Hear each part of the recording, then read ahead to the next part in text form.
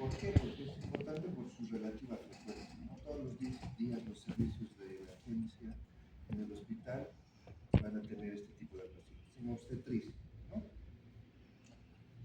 Hemorragias de la primera mitad del embarazo.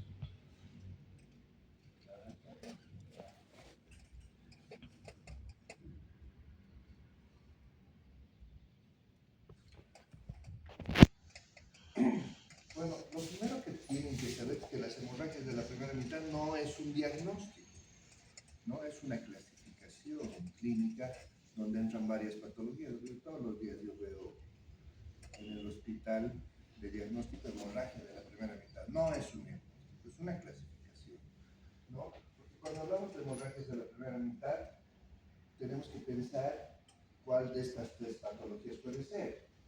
Aborto con toda su clasificación clínica, embarazo ectópico y enfermedad trofoblástica disfuncional, que también es todo, ¿no? Entonces vamos a ver primero al aborto. Esta foto es muy significativa, ¿no? Decir adiós antes de decir hola. Bueno, el aborto es la pérdida del producto de la gestación antes de las 22 semanas o con un peso menor a 500 gramos, ¿no? Esta clasificación ya está estandarizada en todos los textos de obstetricia, porque antes 20 decían 19, 19 y 1, no, 22 semanas. O sea, hasta las 22 semanas las pérdidas de las gestaciones se van a clasificar como aborto o si el producto pesa menos de 500 gramos. Es la interrupción del embarazo antes de la viabilidad fetal. Bueno, algo de epidemiología, si les gusta, tiene una tasa de mortalidad materna de unos 160 por 100.000 recién nacidos vivos, es la causa de 3/4 partes de muertes maternas durante el embarazo, 38.000 mujeres entre 19 y 49 años han tenido algún aborto, y en Bolivia se estima que se producen entre 50.000 a 110.000 abortos por año, la mayoría provocados. ¿Por qué dice se estima? Porque las cifras no son exactas, porque muchos de estos abortos no están registrados y son ilegales. Bueno, las anomalías cromosómicas son la causa del 50% y del riesgo de padecer aumenta con la paridad, así como la edad materna, principalmente, bueno, la edad paterna, pero sobre todo la edad materna. Y antes de las 6 semanas, las pérdidas de gestación, la principal causa son anomalías cromosómicas. ¿Qué anomalías cromosómicas? Muchas, trisomías autosómicas, doble fecundación en los óvulos, aneuploidías, etcétera, que producen defectos en la implantación por endometrio no adecuado o producen un defecto en el desarrollo embrionario. Anomalías anatómicas en el producto o en la mamá, ¿no? Por ejemplo, que las pacientes tengan miomas submucosos o intramurales. De hecho, los miomas submucosos tipo 0, 1 o 2, y está demostrado que primero producen infertilidad. Y si estas pacientes por algún azar de la vida se embarazan, lo más probable es que se pierdan esos embarazos, ¿no? Entonces, principalmente los miomas submucosos. Los intramurales y los subserosos, dependiendo del tamaño, sobre todo que se afectan el endometrio al crecer, ¿no? Causas inmunológicas, tumores, displasias, hipoplasias del útero, ¿no? Bridas por degrados a repetición, eso se llama síndrome de Ackermann. Causas inmunológicas, causas endócrinas, esta es la principal deficiencia del cuerpo lúteo, hipotiroidismo, diabetes, edad materna, sobre todo mayor edad, niñas muy jóvenes, las edades extremas, el consumo de tabaquismo, alcohol, causas maternas orgánicas, procesos generales, infecciones vaginales, infecciones generales, o sea, cualquier tipo de proceso infeccioso, no necesariamente en el aparato reproductor, ¿no? Causas psicodinámicas, traumas emocionales, causas de origen tóxico, todas estas, carencias y deficiencias nutritivas, traumatismos físicos, ¿no? Las pacientes que se provocan abortos, he lavado ropa, ¿no? O me he caído. Sí puede ser causa de aborto, pero realmente te mienten, ¿no? Bueno, según su etiología, los abortos pueden clasificarse en dos grandes grupos: aborto espontáneo y aborto provocado. El aborto espontáneo es por causas naturales o por todas las otras cosas, ¿no? Y los abortos provocados pueden ser terapéuticos, cuando en alguna situación se decide que la vida de la madre es más importante que el feto. Es feo decir esto, pero hay situaciones en que las pacientes tienen, por ejemplo, enfermedades que les condicionan o les pueden condicionar una muerte materna durante el embarazo. Y el aborto criminal, que son todos los abortos provocados, que se producen generalmente ilegalmente. ¿Por qué? Porque en Bolivia el aborto es, Ilegal. ¿qué es? Ilegal. Y eso lo entienden muchas pacientes, porque muchas pacientes vienen, quiero perder mi embarazo, ¿por qué? Pues porque me da la gana. No, no hay eso, ¿no? Sí hay una sentencia constitucional en los casos de violación en menores de edad, que por cierto es muy controvertida, que hasta el momento se puede interrumpir embarazos hasta las 22 semanas con esa sentencia constitucional, ¿no? Pero probablemente se baje esa edad gestacional, porque sí, personalmente me parece criminal interrumpir embarazos tan grandes, ¿no?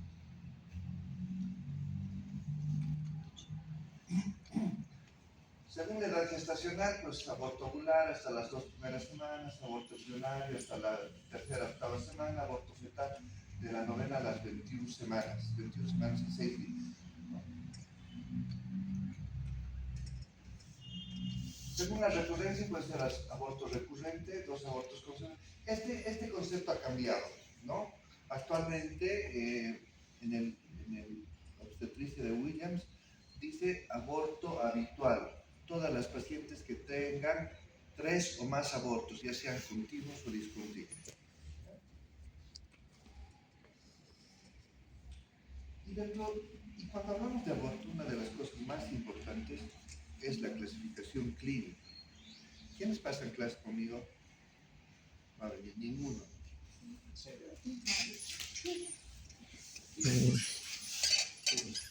que de esto hemos hablado en la anterior semana. Entonces, la clasificación clínica es una de las cosas más importantes. ¿Por qué? No es una clasificación caprichosa, es hecho al azar. Es una clasificación que es importante porque cada una de estas situaciones tiene una clínica y conducta diferente. ¿Cómo vamos a ir? Entonces, empezamos por la amenaza de aborto, aborto en curso, aborto completo, incompleto, retenido, inevitable, infectado, etc. ¿Qué es la amenaza de aborto? La amenaza de aborto son las pacientes embarazadas, ¿no?, antes de las 22 semanas, que tienen sangrado y dolor, o sangrado y o dolor. Pueden tener solo sangrado, pueden tener solo dolor, generalmente las dos cosas, ¿no? Pero no tienen modificaciones cervicales, ¿no? La paciente está embarazada, ha presentado un sangrado que puede ser generalmente ligero, no muy importante, dolor por las contracciones uterinas. El sangrado generalmente se debe a un desprendimiento residual, pero no tiene modificaciones cervicales. ¿Eso qué significa? Que el cuello no está dilatado, ¿no? Entonces, en la ecografía vamos a ver un embarazo normal, generalmente. Puede haber signos de mal pronóstico, por ejemplo, ausencia de movimientos activos, a pesar de haber latido cardíaco, que el hematoma abarque más de un tercio de la placenta. El pronóstico es peor si el desprendimiento es mayor, ¿no? ¿Cuál es el tratamiento en la amenaza de aborto? Reposo, eso es lo principal. Reposo, ya sea domiciliario, si quiere interna a la paciente, dependiendo si el desprendimiento es muy grande, de repente es mejor que esté internada, ¿no? Control clínico, ultrasonidos y tocolíticos, eso es lo principal. ¿Qué tocolíticos?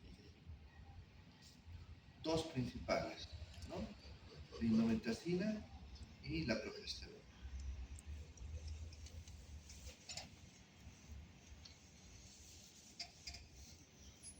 Bueno, en esta imagen vemos una paciente con amenaza de aborto, pero tiene un gran hematoma retrocorial, ¿no? Yo diría que de un 40%. Y se ve que el embrión está bien. Aborto en curso, ¿no? Si no haces nada y le dices, no, no va a pasar nada, andate a tu casa y no le das ningún tratamiento y no le dices que haga reposo, ¿no? Esto va a evolucionar y se va a transformar en un aborto en curso. En el aborto en curso hay sangrado y o dolor, solo sangrado, solo dolor, ¿no? Pero ya hay modificaciones cervicales. ¿Esto qué significa?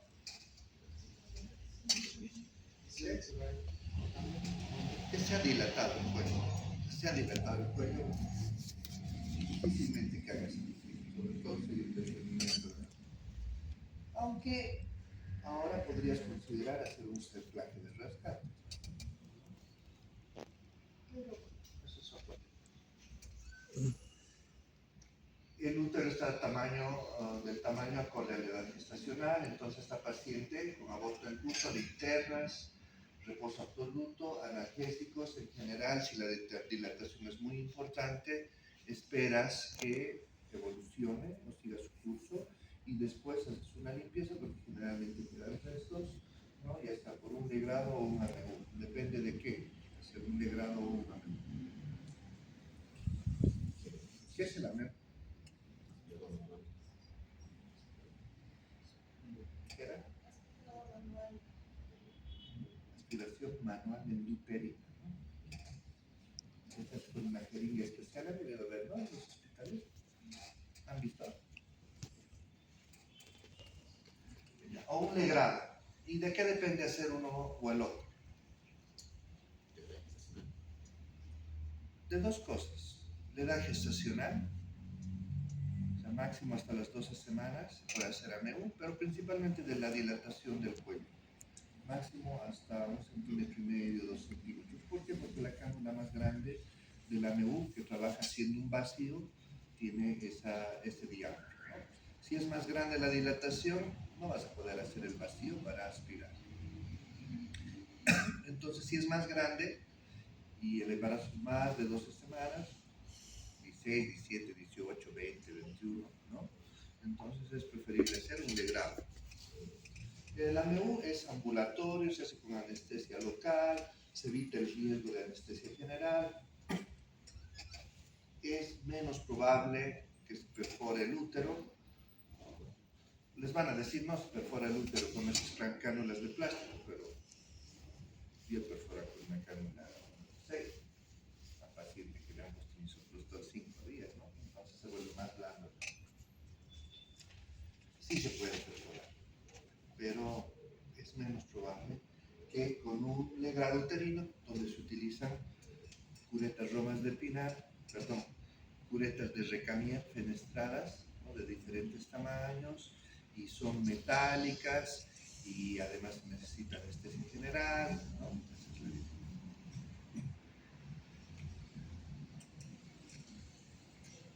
Bueno, la paciente no le ha dado la gana de ir al hospital y resulta que viene unos días después. Viene unos días después y dice, he sangrado harto en mi casa, no sé qué ha pasado, pero después ha disminuido el sangrado, ¿no? Entonces, esas pacientes seguramente han perdido el embarazo, pero la gran mayoría de las pacientes que pierden el embarazo quedan restos corioplacentarios, en mayor o menor cantidad. Y en ese caso estamos hablando de un aborto incompleto, ¿no? Ya no hay contracción uterina, el útero generalmente disminuye disminuye de tamaño, el sangrado es moderado, puede ser algunas veces severo, pero en general disminuye en relación a las otras patologías. El cuello generalmente se encuentra permeable, a no ser que la paciente venga muy tarde, ¿no? Y si hacemos una ecografía, vamos a ver en el útero restos corioplacentarios. Esa paciente se le interna y se completa o se limpia, si ustedes quieren, esos restos corioplacentarios, haciendo un legrado o un AMU, dependiendo de lo que quieran, ¿no? Entonces, vemos que esa paciente tiene una prueba de embarazo positiva, ¿no? Si no tenía ecografías previas. Y en el interior del útero vemos ecos heterogéneos irregulares que corresponden a restos corioplacentarios. Aborto completo son los casos en los que se pierde todo, no se quedan restos corioplacentarios. Entonces, la extinción del producto de la concepción, desaparecen las contracciones, el útero generalmente está del tamaño normal, el cuello puede estar abierto o entreabierto o cerrado. ¿Y cómo sabemos que ese paciente tiene un aborto completo? Porque si le hacemos una prueba de embarazo, todavía puede salir positiva hasta 3 semanas después del aborto. Pero en el útero no hay nada.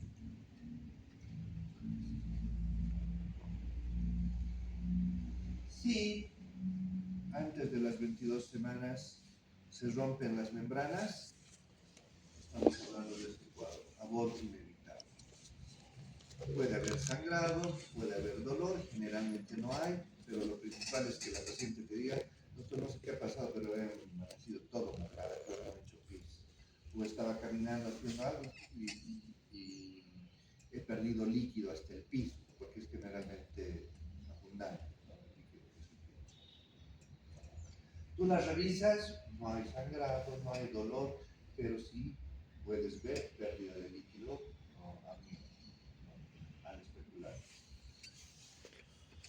Generalmente no hay modificaciones cervicales en estos pacientes. Y esta ruptura de membranas antes de las 22 semanas se la clasifica como aborto inevitable. ¿Por qué aborto inevitable? Porque no puede seguir su curso un embarazo con bolsas rotas prácticamente la otra mitad del embarazo, ¿no? ¿Qué va a pasar? Tarde o temprano, más pronto que tarde, va a haber un proceso infeccioso intraamniótico, una coriomionitis, ¿no? Y eso es más peligroso para la madre. Bueno, lo hospitalizas, en este caso si no hay modificaciones cervicales, tiene que interrumpirse ese embarazo, lamentablemente, ¿no? Si está cerrado el cuello, ¿qué vamos a hacer? Debemos dilatarlo para poder hacer un AMU o un legrado, o si es un embarazo muy grande para que se pierda esa gestación y se haga después un AMU, un legrado. ¿Y cómo se hace la maduración cervical? Vox Populi, ¿no? Le preguntas a la que vende, no sé, cosas en el mercado y te va a decir, como unas pastillitas que se llaman Citotecto. Entonces utiliza ¿qué? Misoprostol. O deberíamos usar análogos de las prostaglandinas en gel, prostaglandinas en anillos. Pero ¿por qué no usamos prostaglandinas?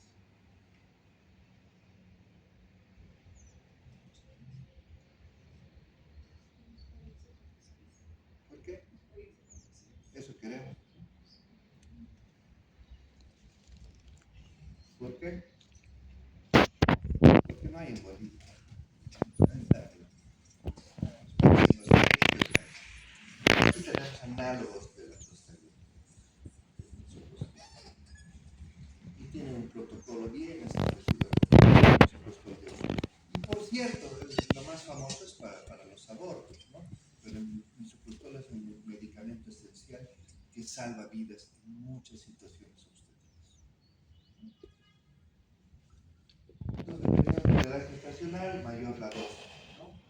Mientras mayor la edad gestacional, menor la dosis, porque hemos dicho que podemos usar en muchas otras situaciones. Y una vez que se pierde el embarazo, o que ya se la edad gestacional, se realiza una limpieza con un legrado dependiendo de los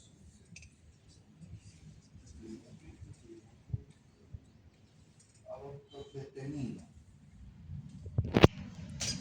El aborto retenido es la muerte del producto de la gestación antes de las 22 semanas sin modificaciones cervicales, ¿no? Por alguna situación ha dejado de existir, ya sea un embrión o un feto, dependiendo de la edad gestacional, ¿no? Hasta qué edad gestacional es embrión y desde qué edad es feto.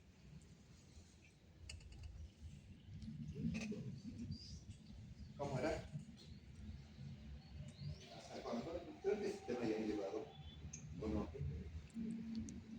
Deberían haber llevado antes de entrar a las bases clínicas y llevar. Bueno, hasta las 8 semanas, ¿no? Después de, si tomas en cuenta la edad de la concepción, hasta las 10 semanas. Entonces, la muerte del producto de la gestación antes de las 22 semanas o con un peso menor a 500 gramos, pero está ahí adentro, no hay modificaciones cervicales, ¿no? Se ha retenido.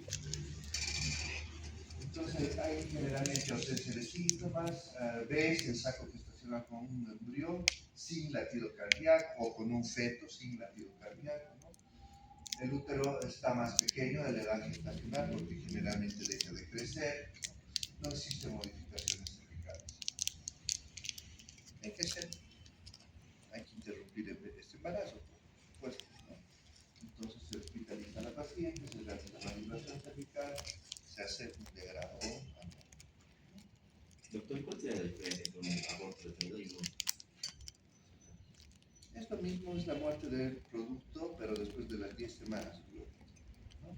Pero dentro de la clasificación clínica de las hemorragias de la primera mitad es un aborto retenido. Y lo que pasa es que muchas veces hablan de un aborto retenido después de las 3 semanas de muerte. Pero para que se mueran de las 22 semanas y no hay modificaciones cervicales, aborto retenido. Entonces ahí está el fetito, bueno, el embrión en este caso seguramente tiene menos de 5 semanas, ¿no? Buscas latido cardíaco, no hay, y no hay modificación cervical. En este caso seguramente eran menos de 6 semanas y no ves el embrión. Esto los ecografistas lo clasifican como huevo muerto retenido, ¿no? ¿Por qué no hay embrión? Seguramente había. ¿Y qué ha pasado? Menos de las 6 semanas. Menos de las 6 semanas, esos productos, esos embrioncitos, el 98% son agua. Entonces, si se mueren, se reabsorben. Por eso no se ve en la ecografía. Aborto infectado.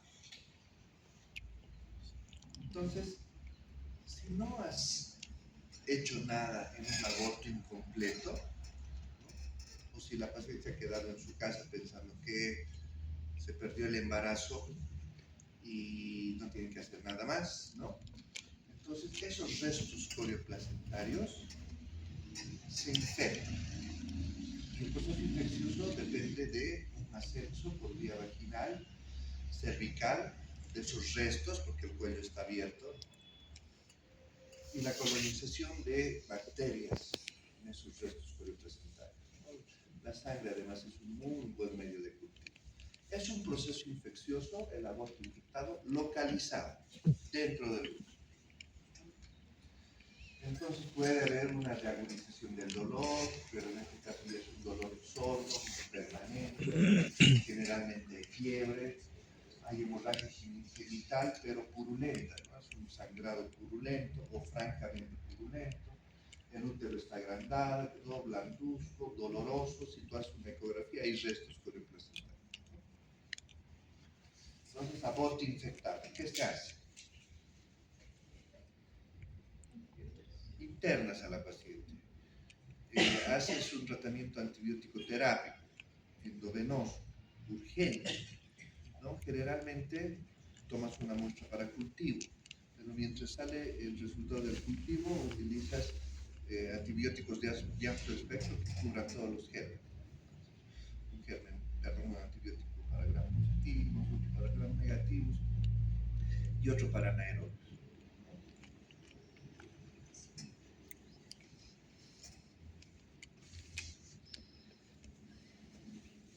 Entonces, en estas pacientes, en una ecografía transvaginal vamos a ver el cuello dilatado, generalmente bordado, signos de nervudo, hay protrusión de membranas y restos corioplacentarios, ¿no?, en esos abortos infectados. Puede haber ausencia de embrión si hacemos una ecografía abdominal o transvaginal, dependiendo de la red gestacional, pero lo principal es la clínica, ¿no? Ves restos y fiebre, abdomen, perdón, útero blancuzco, doloroso, el sangrado francamente purulento, es un aborto infectado. Si no has hecho nada, la paciente no le ha dado la gana de ir al hospital, a pesar que un resfrío, lo que sea, eso se va a complicar. Y ese proceso infeccioso localizado se disemina, ¿no? ¿Y por qué vía se va a diseminar? Por continuidad, por las trompas hacia el abdomen, por vía hematógena o por vía linfática.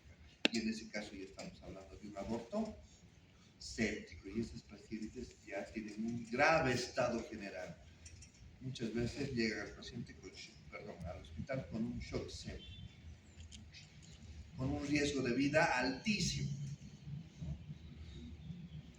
Primero, estabilizar a la paciente. Esto se hace generalmente en terapia intensiva.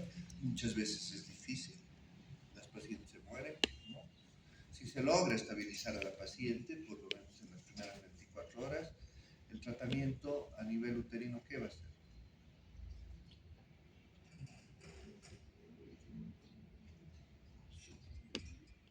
¿Qué cree? Ahí es el foco infeccioso. Generalmente los pacientes terminan en histerectomía. Ya no es suficiente hacer un degrado. Hay que retirar el foco séptico. Mientras más pronto, mejor. Mientras estás más tarde sin hacerlo, el pronóstico va a ser peor. Por lo general, las complicaciones en los abortos, en general, obviamente hay un impacto psicológico en las pacientes que querían tener ese embarazo, ¿no? Y en las que han perdido voluntariamente sus embarazos, también hay impactos. Toda la vida van a estar pensando en lo que les ha pasado, o en lo que han hecho, que es peor. La hemorragia es una de las principales complicaciones en todos los casos de aborto.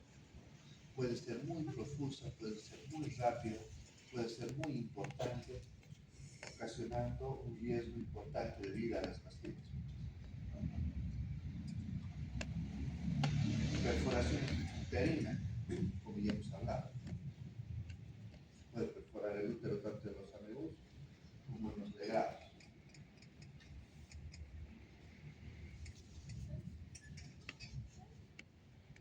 Quiere aprender aborto.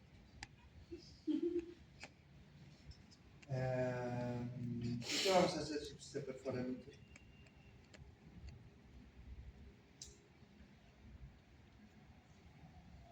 ¿Qué hacemos?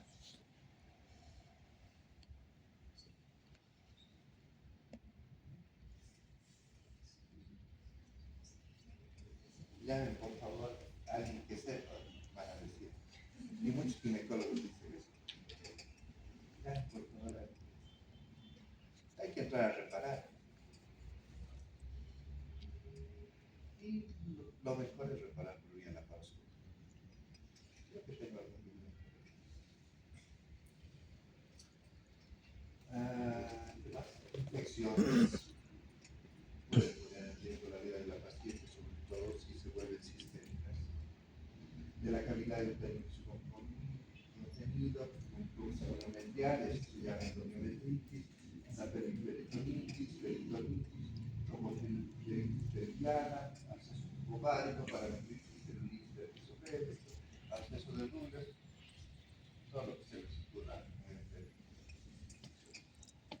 Entonces, en el diagnóstico, en el aborto, como ustedes han visto, la clasificación clínica es muy importante. Porque no es lo mismo un aborto inevitable, no es lo mismo una amenaza de aborto, no es lo mismo un aborto infectado, porque todas las conductas van a ser un tanto diferentes. Hay que hacer un examen físico general, hay que hacer un examen abdominal, un examen ginecológico, toda la historia clínica, todos sus componentes son importantes, el laboratorio es importante y que la ecografía es el estetoscopio de los obstetras. No puede haber ninguna de estas pacientes sin una ecografía. ¿Hasta aquí alguna pregunta?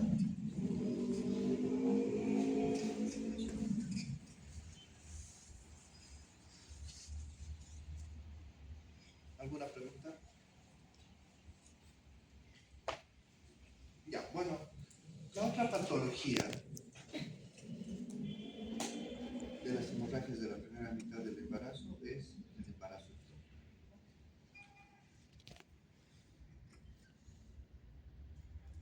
¿Y qué es el embarazo ectópico? Es la anidación del embarazo antes de las 22 semanas, si ustedes quieren, fuera de la cavidad uterina. Debería estar aquí, pero todos los embarazos que están fuera de la cavidad uterina son ectópicos. Aunque actualmente los embarazos ítmicos en cicatriz de cesárea se consideran ectópicos y los embarazos cervicales, que bueno, también están fuera de la cavidad. Entonces, ¿cuáles son los factores de riesgo para que se produzca un embarazo fuera de la cavidad uterina? Alteraciones anatómicas del oviducto, ¿no? Pacientes que tienen enfermedad inflamatoria pélvica que no se han tratado y tienen bridas, adherencias en la cavidad pélvica que están comprometiendo las trompas, ¿no? O que sean alteraciones anatómicas congénitas. Trastornos hormonales que hagan que haya un enlentecimiento de la circulación del óvulo fecundado, porque ¿dónde se fecunda el óvulo? ¿Dónde? En la región ampular de las trompas, ¿no? Y de ahí tiene que ir a la cavidad uterina, más o menos 5, 6, 7 días llega a la cavidad uterina y se debe implantar en la cavidad uterina, generalmente fondo uterino, cara posterior. Eso es lo más cercano. Entonces hay trastornos hormonales que enlentecen ese viaje. Defectos inherentes al huevo que también hacen que se implante precozmente. Infecciones pélvicas que producen alteraciones de la trompa, bridas, adherencias, lo que decía. Cirugía tubárica previa, es decir, pacientes que se han hecho ligar y después tenemos que hacer una salpingoneostomía, ¿no? O una recanalización tubaria. Transmigración del óvulo, y en este caso en vez de ir adelante se va atrás a la vida. Otros, ahí dice el dispositivo intrauterino. Lo que pasa es que esto es para no satanizar este método anticonceptivo, porque en realidad es un excelente método anticonceptivo, no es hormonal, etc. Pero necesita que se hagan controles regulares. ¿Para qué? Para evitar procesos infecciosos. Pero, ¿no?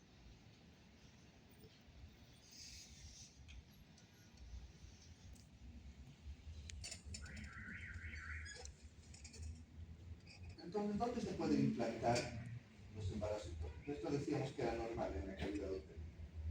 Todo lo que está fuera de la cavidad uterina, del cuerpo uterino, ya eso está mejor, ¿no? El cuerpo uterino, porque el útero tiene un cuerpo y un cuello, ¿no? Todo lo que está fuera del cuerpo uterino se considera ectópico, ¿no? El intersticial, que está en la porcioncita pequeña que recorre la trompa intramiometrialmente, ¿no? En la trompa es lo más frecuente, generalmente, ahorita vamos a ver los porcentajes. Fuera de la trompa en el ligamento ancho, en el cuello, en el abdomen, puede estar en cualquier parte, intestino, hígado, a veces se han encontrado casos, etc.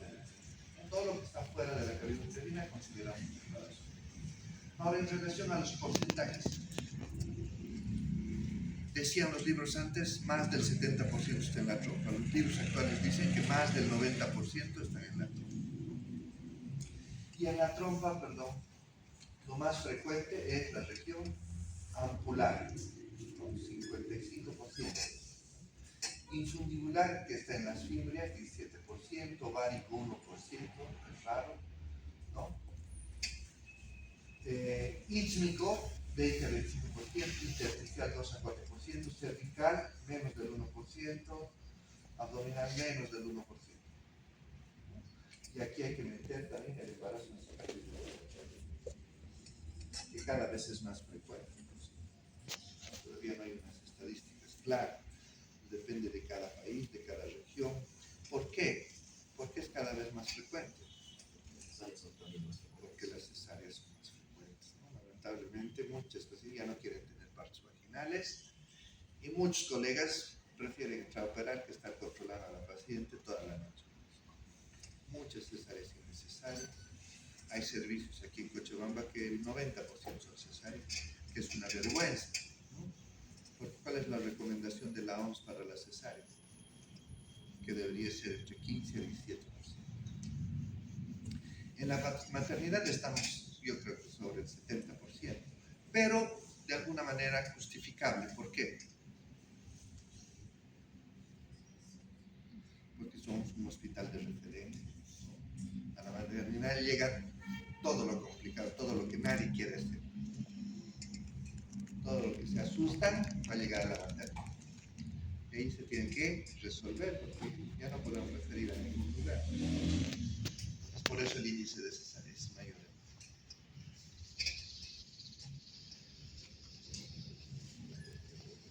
Eso una capilla aparte, ¿no? Como enseñanza, no hagan cesáreas innecesarias. Entonces, como está predisponente, puede haber alteraciones endometriales. No mentira, en los embarazos ectópicos hay alteraciones. ¿Qué vamos a ver en el endometrio si hacemos una biopsia? Hay aumento del tamaño nuclear, irregularidad de los núcleos supercronianos con vascularización del citoplasma, ausencia de vellosidades foliares.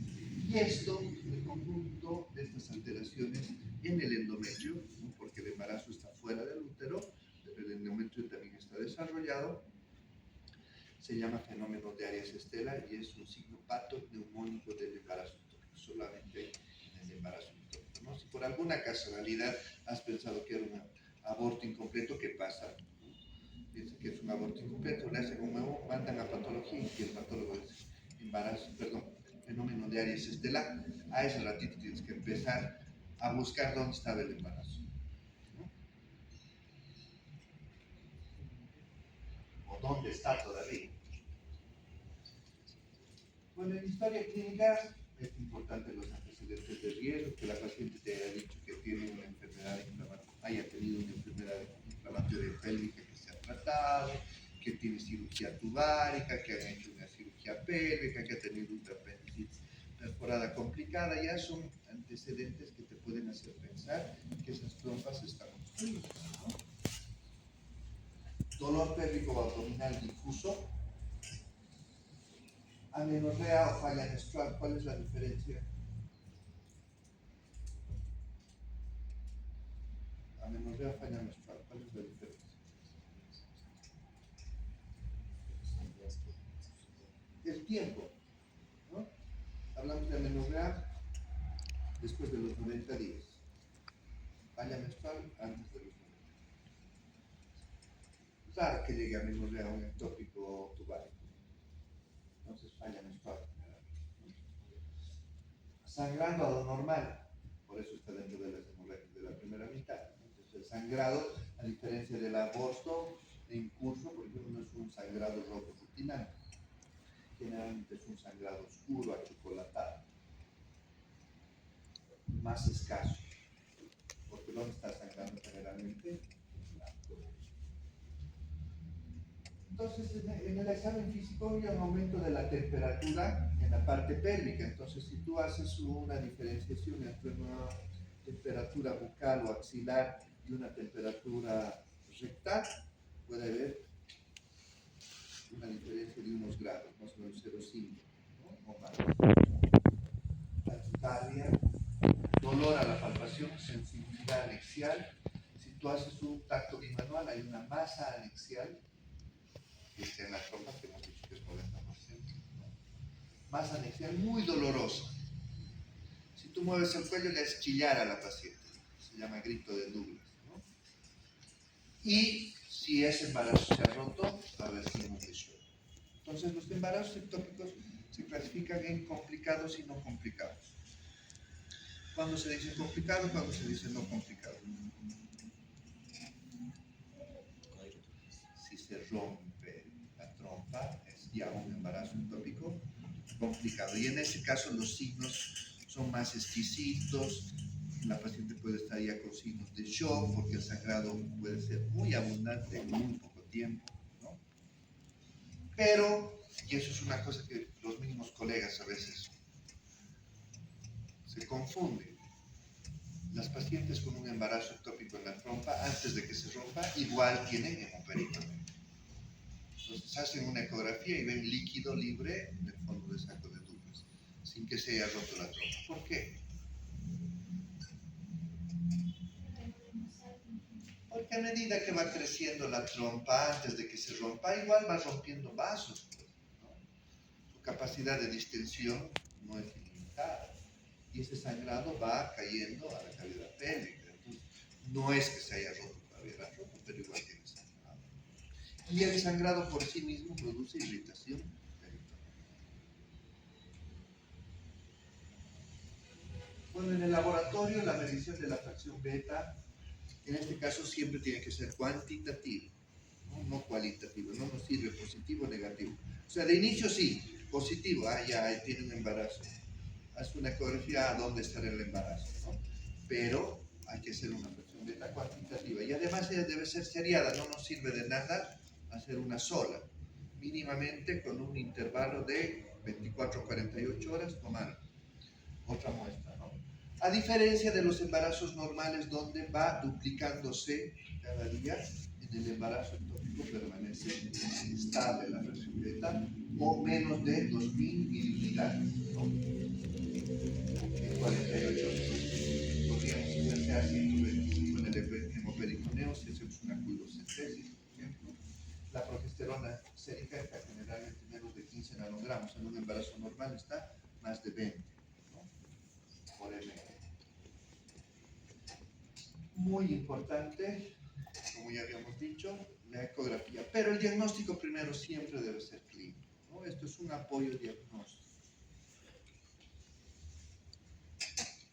Entonces, en la trompa podemos ver una pequeña formación sonoluente, ecorefringente, un halo ecorefringente si hacemos una Doppler, todavía no se ha roto, pero esta imagen está en la trompa, no está en la cavidad.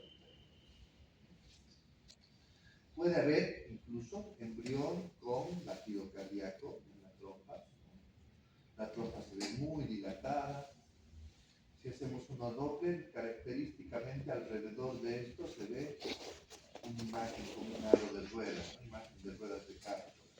Corresponde a la trompa y al interior del saco vitelino, el embrión, parte del trofoblado.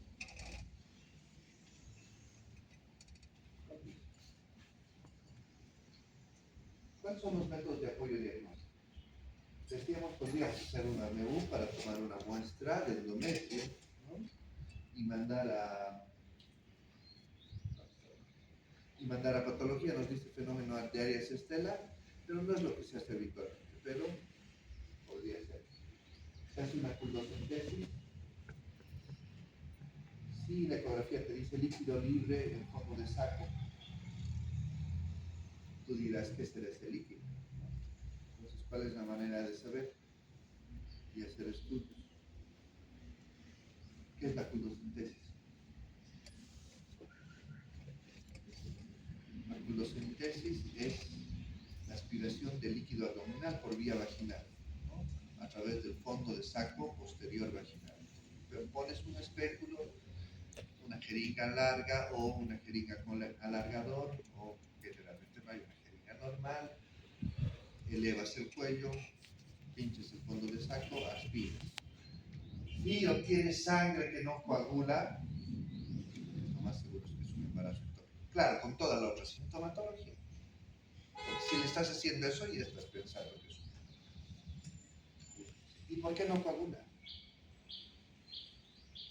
Porque esa sangre que se va perdiendo se consumen los factores de coagulación.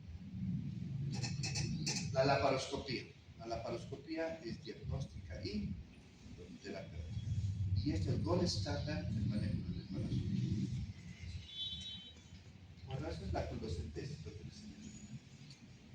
Entonces, no solamente se hace en estos casos, en cualquier caso que haya líquido en el abdomen, puedes hacer.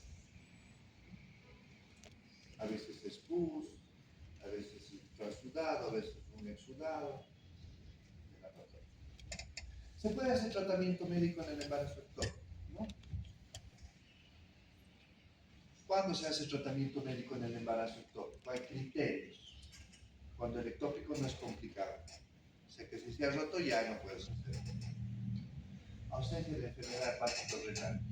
Cuando la subunidad beta está a menos de 2000 ml. Si está más, no. Ausencia de actividad cardíaca. Más ectópica menor de 4 centímetros. Eso es lo más importante. Entonces, en las primeras semanas de gestación se puede.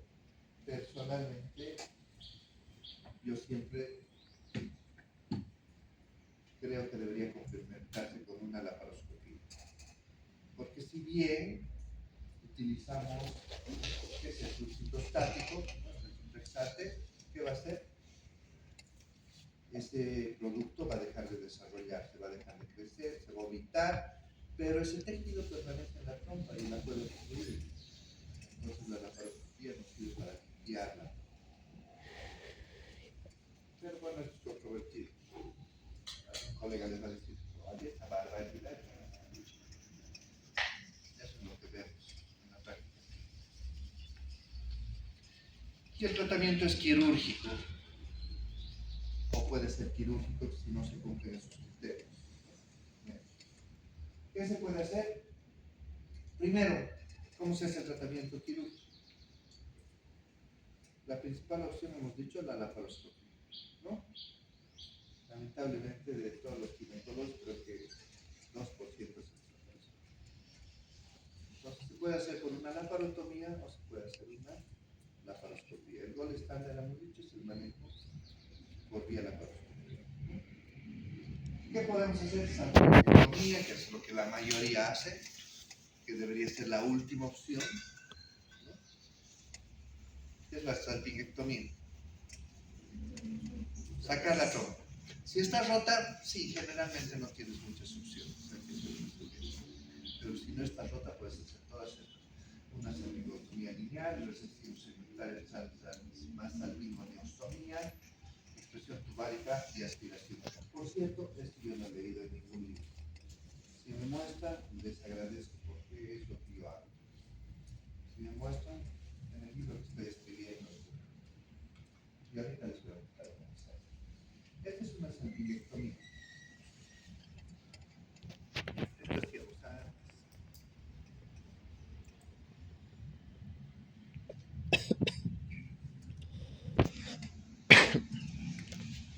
Lo voy a leer. Se está viendo.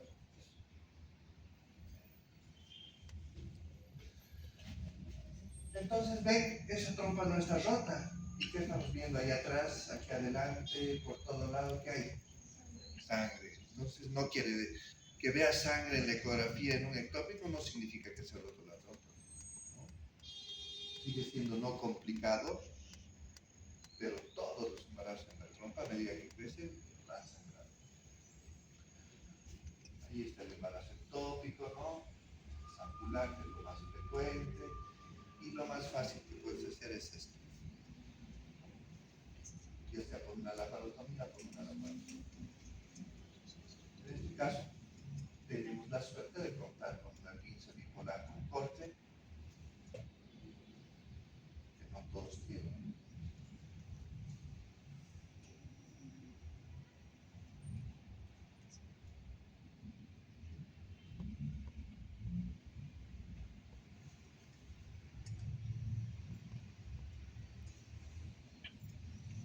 Antes usábamos clips,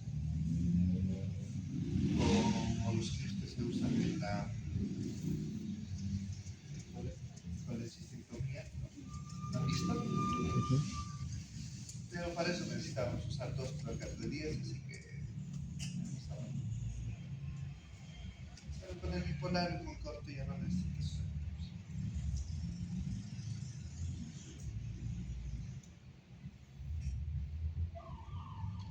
entonces salpingectomía.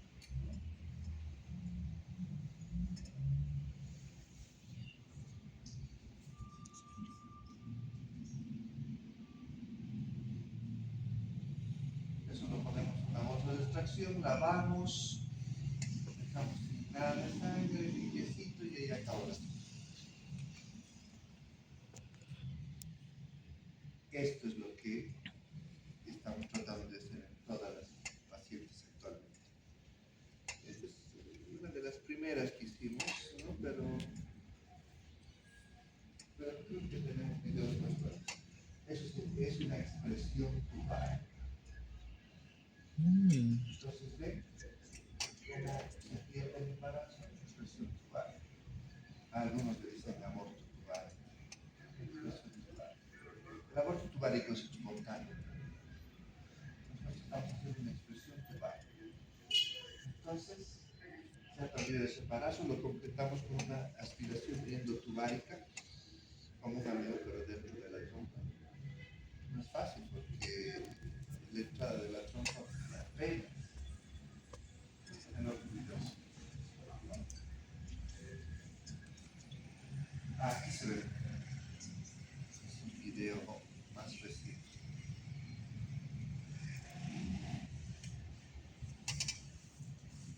Y este embarazo mucho más grande. Ah, no, este es una salpingoneostomía. No ha puesto el otro video. Esta es otra opción.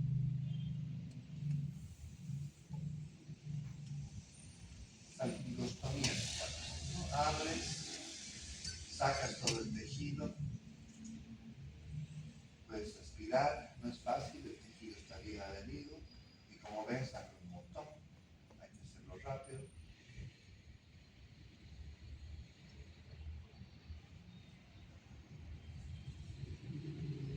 Y después, ¿qué hacemos?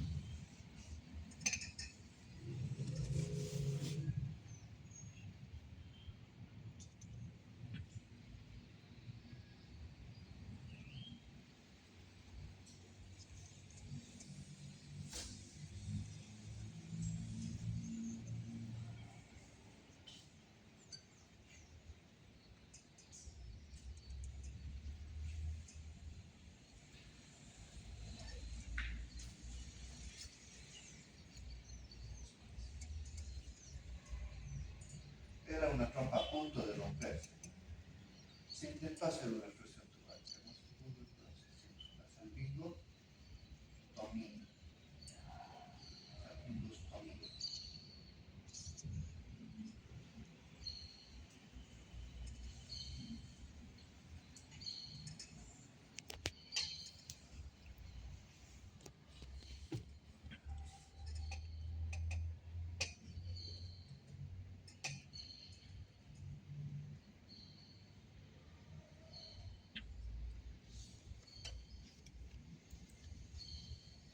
Ay, perdón. ¿Dónde estamos?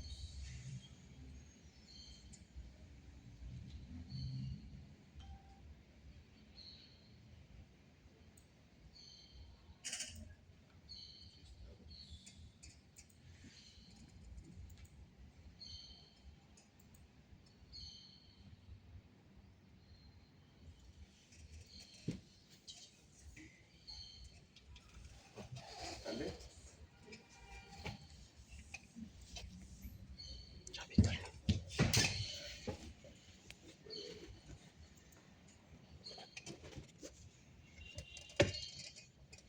Bueno, después se repara la trompa. Que no tenemos mucho tiempo. Y esta es una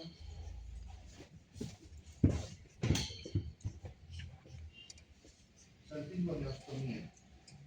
Hemos cortado dos extremos, los dos lugares donde estaba el embarazo ectópico y estamos uniendo la trompa, ¿no? Después vamos a poner un catéter de guía para que después lo saquemos por inserción.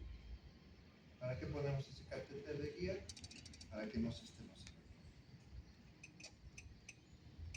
Eso se llama salpingoneostomía. A ver, ¿qué más? enfermedad trofoblástica de gestacional es todo un tema y me parece que van a dar en otra ocasión. Entonces, en hemorroides de la primera mitad, no se olviden, aborto, embarazo ectópico y enfermedad trofoblástica gestacional, con toda su clasificación, ¿no? Mola invasora, mola incompleta, coriocarcinoma, tumor del lecho placentario, todas esas son situaciones de la enfermedad trofoblástica gestacional. Que eso van a ver en todos. ¿Tienen alguna pregunta?